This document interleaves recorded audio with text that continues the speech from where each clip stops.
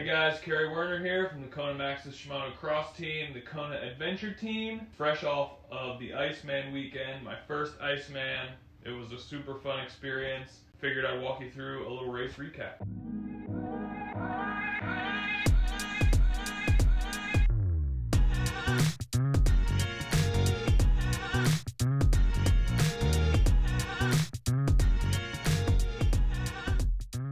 So, Iceman happens every year, first weekend in November.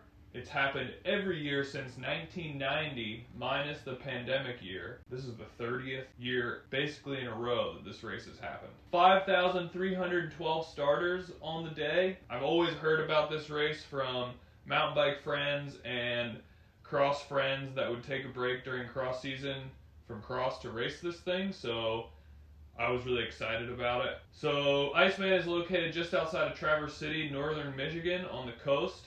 With that said, the trails are pretty sandy, and there's a couple routes here and there, pretty twisty, they're pretty fast, not a ton of elevation gain. The race is a point-to-point race, 30 miles. I think it had 1,300 feet of climbing. So I pre-rode the last 8 miles on Friday when we got there and had determined that this bike was sick, at least based on the last 8 miles.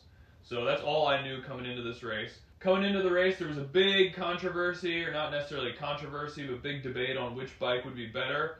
Either have a rippin' fast Race XC hardtail mountain bike or gravel bike, in my case, modified gravel bike.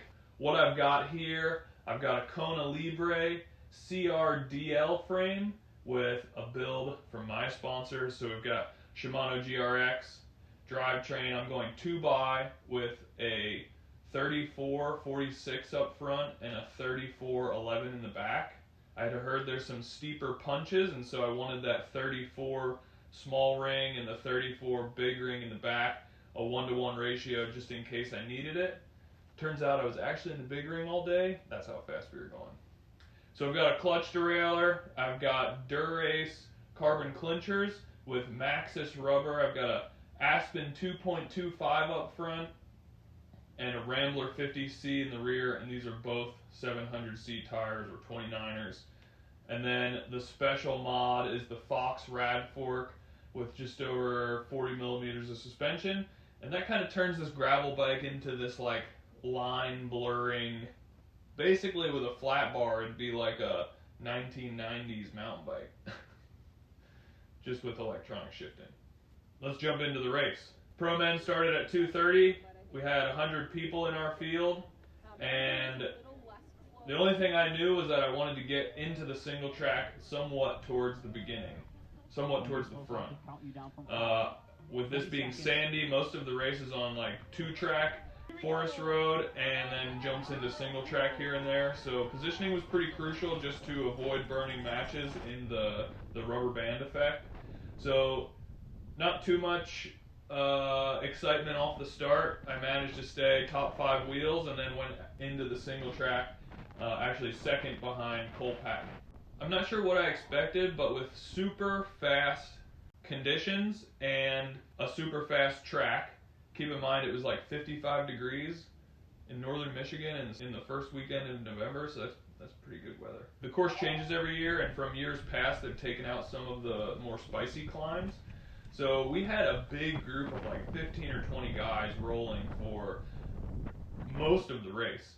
So, you know, I thought maybe it would come apart. I've seen finishes in years past where it's been kind of like staggered across the finish line, but that was not the case this year. Halfway through, we still had quite a few people. So positioning was really like the most important part, and then, you know, when you're racing in the woods in a group this big, kind of like being attentive to the obstacles, trying not to relax and like staying really alert, making sure you're not rimming out on stuff, that kind of thing, being really smooth. The colors were going off this year. We hit that perfect. There was some amazing fall foliage. And things didn't start getting really spicy until about 10K to go or so. There was one or two times where like Troy went up the road, I tried to follow him. Another guy went up the road here and there, but nothing really stuck. Up, Root, up, up, up, up, up. Again, with the speeds being so fast, it was really hard to get away. With about 10K to go, one guy did get off the front, and so that left us we were looking at each other. Alexi Vermeulen, Michigan, born and raised. He was a favorite as he won in 2019, so he was pretty keen on repeating, and so he was doing work with 10K to go to bring that move back. Jordan, I'm blanking on his last name, another Michigan native, was up there as well. Me and Cole Patton. Jeff Kabush was up there. Troy Wells was up there. So all of these guys have been in the top 5 of an Iceman before. 7K to go. We hit a small riser, and Alexi put in a huge effort to bring time back on the guy that was up the road. I was third wheel at the time behind Jordan, so we sat on. He jumped, and we gapped Cole and the rest of the group by just a smidge, but again, super fast, so it wasn't quite enough to really make that move stick. But we did bring back time on the guy up the road, and then we were just kind of rolling, taking turns at the front. Kabush showed his face at the front, and Brian Motter was up there, multi-time Iceman winner. Again, really just trying to pay attention to positioning. With it being so fast, it was very unlikely that it was going to break up until like the final K. And so coming into 3K to go, this is like the most important part of the race. There was a couple climbs right before this that had kind of shattered the group, so there was only 4 or 5 people coming into this last 3K. Alexi was leading, Cole Patton was on his wheel, Brian was on his wheel, and I was on Brian's wheel. We came up over what I think was Wood Chipper Hill, and Alexi dropped a bomb. He gapped Cole, and consequently gapped Brian and I. So it was Alexi up the road.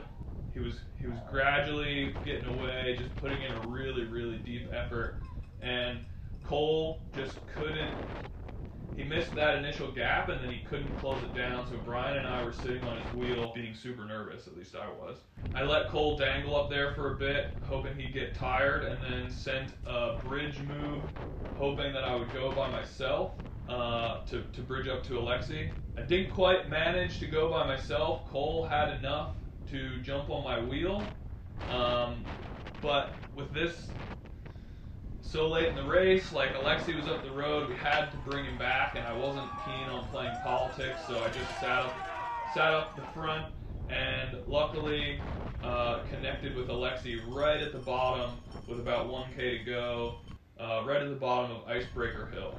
This was the most incredible part of the whole race. You could hear the crowd about half a K out from Icebreaker Hill, and it was just deafening. We entered the chute, and the roar just enveloped us. It was just like this surge of adrenaline, and it was awesome. Alexi led into Icebreaker Hill with me on his wheel. Cole was behind me with Brian behind him, and this was the move. You got to get up over the top first, because then it funnels into basically a taped single track through the venue, and it's got some weird little twisty turns before a 180 into the actual finish straight. So Alexi led up the left side, Cole came by me on the right, and those two were then together. This was my fatal mistake. I should have jumped earlier. I kind of forgot that it narrowed, and I was kind of biding my time, waiting for a really big dig to come around Alexi. But with those guys knocking bars, there wasn't really any room, so I had to sit back there and wait. I found an opening on the left side of Alexi, just towards the top, maybe 3/4 of the way up. And at that point, Cole had gotten past Alexi, and then Cole took it into the tape, into the single track first. I was on his wheel, and then Brian pipped Alexi into the track, so it was Cole, followed by me, followed by Brian. And I was just in cross mode here, looking for a chance to come around Cole.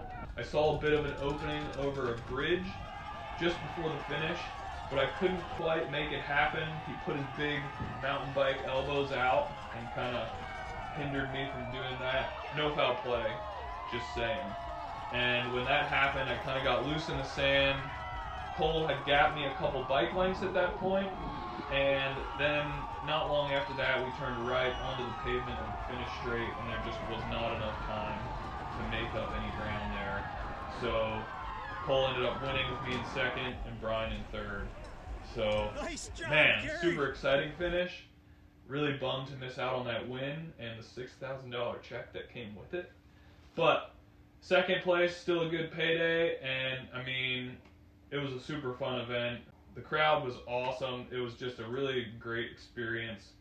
And when you have a race that fast come down to such a tactical end, it's just a matter of splitting hairs, you know, who has that extra 1%, who makes the move at the right time.